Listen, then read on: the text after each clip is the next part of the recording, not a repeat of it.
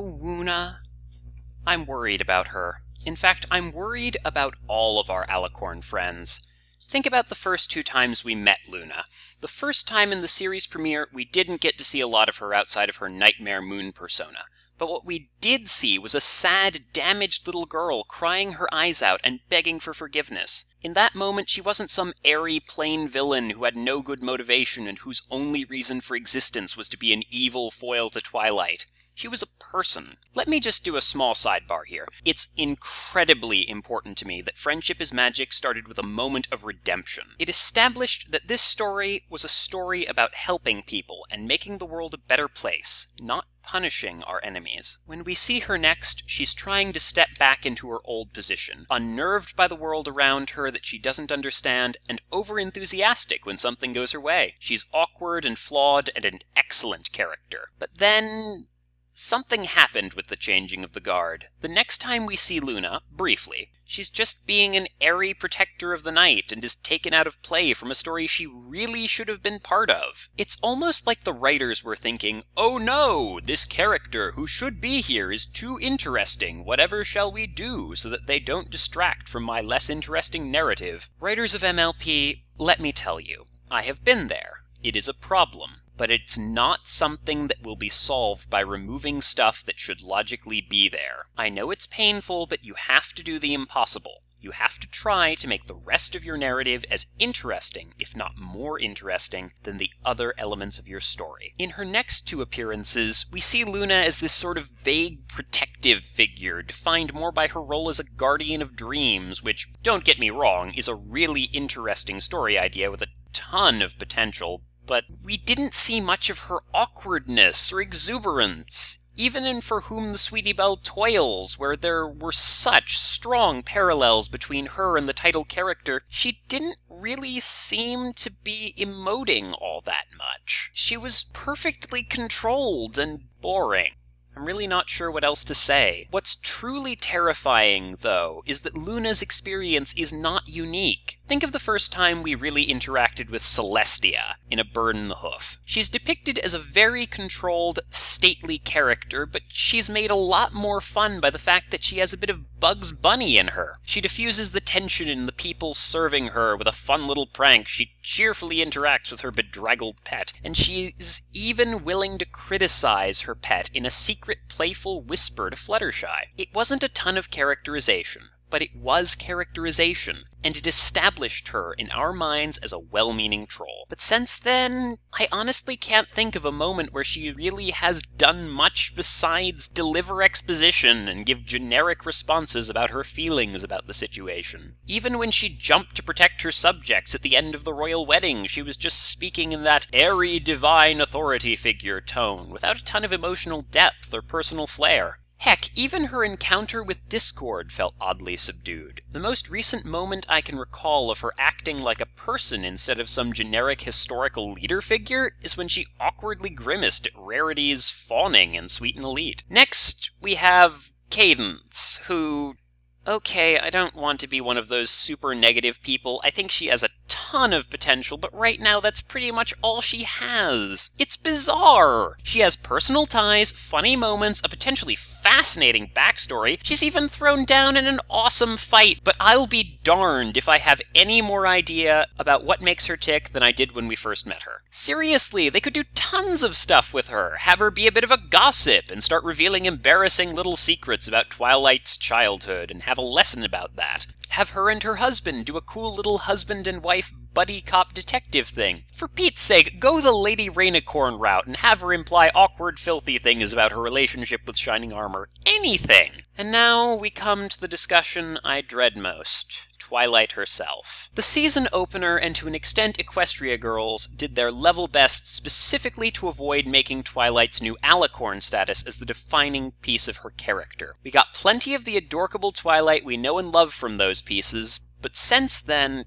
I feel like it's been a little more muted. Maybe I've been letting Rainbow Falls, Twilight Time, Daring Don't, and Castlemania loom too much over me, but those episodes kind of scared me a bit. Should I be giving more weight to Three's a Crowd, where she was at least cosplaying and notably aggravated by Discord's antics? Heck, I have to give the writers a lot of credit for the most recent episode, where Twilight was a sarcastic and geeky character once again.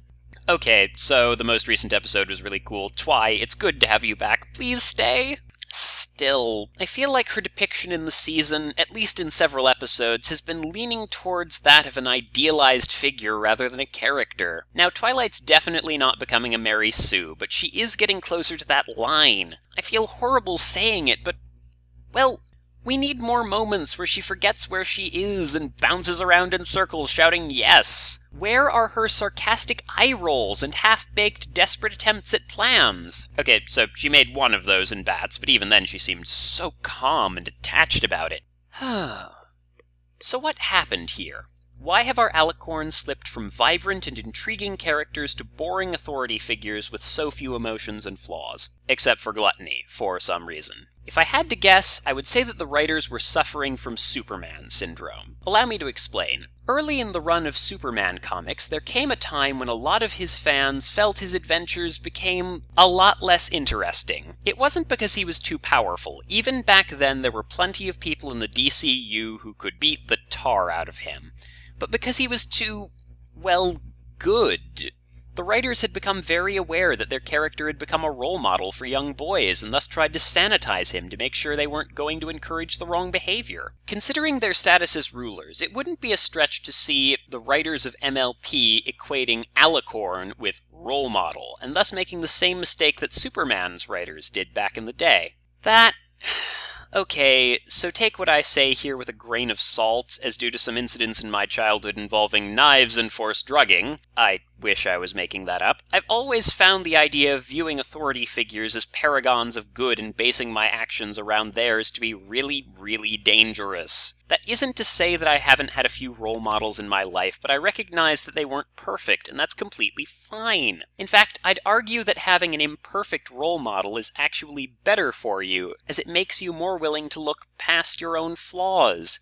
If he can do science from a wheelchair, then I can do it with ADD. If he can get angry and learn from his mistakes, then I can too. And there's nothing saying that role models can't have really interesting personalities too. Avatar fans out there, look at Iroh. This is a delicacy-guzzling, board-gaming, shopaholic guy who nearly poisoned himself to death with a flower, and I still think he's one of the best role models and most inspiring characters I've ever seen. Heck, look at Yoda, the bumbling, wrinkly Muppet with a speech impediment. I think I've made my point. Of course, there is another explanation for what's happened to the Alicorns. It's something that's been worrying me since the appearance of Sombra, and the really heavy-handed use of Destiny and Magical Mystery Cure. Okay, difficult discussion time here. Tolkien was a visionary. There's no doubt about that, but I often feel like people adopt the weakest elements of his works in an attempt to emulate him. Archetypical representations of pure good and pure evil are really boring. Well, unless they have some fantastically clever or sadistic flair that makes up for it. Even then, they have to have some personality tied to them, and their actions have to match up with their representations. I don't respect Captain America because he's a patriotic symbol of good. I respect him because when someone asked him if he wanted to kill Nazis, he said, "I don't want to kill anyone. I just don't like bullies." And as for the divine right version of the MLP mythos, as for Alicorns being perfect because they are the natural predestined saviors of the land, well, the whole natural is right destiny thing is a major pet peeve of mine. Fred said it best. Can I say something about Destiny? Screw Destiny! If this evil thing comes, we'll fight it, and we'll keep fighting it until we whoop it, because Destiny is just another word for inevitable, and nothing is inevitable as long as you stand up, look it in the eye, and say, "You're evitable." Maybe the writers disagree with me, but what is natural is not necessarily what is right. The 1918 influenza pandemic was natural, and it killed more people than World War I. And I hate to pull this card, so I won't any more than this.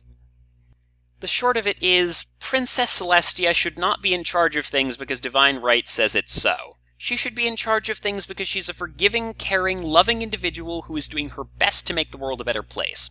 And she and the rest of the Alicorns can be all of those things without sacrificing the things that make them unique. Whew! That was a bit of a rant. I hope you all enjoyed it. And now I have a question for you. What do you think has happened to our lovely Alicorns? Do you feel that they have been represented well? I'd love to hear your views in the comments. Well, time for me to sign off. Remember, keep your head held high.